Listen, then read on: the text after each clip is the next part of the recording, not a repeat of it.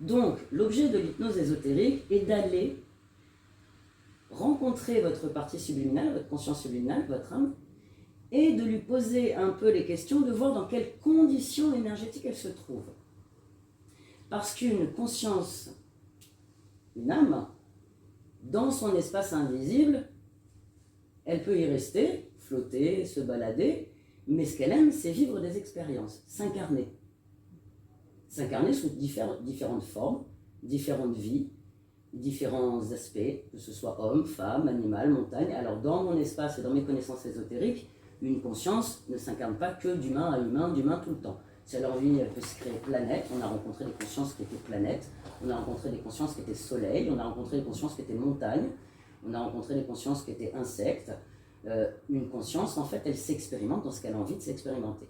Cependant, au cours de ces expérimentations, il peut lui arriver d'avoir des chocs fréquentiels, des choses qu'elle n'a pas prévues dans son expérience, qui l'amènent à avoir des croyances. Selon certains espaces-temps, certaines lignes de temps, elle va naître, elle ne se rappelle plus qu'elle a un pouvoir créateur et qu'elle est libre.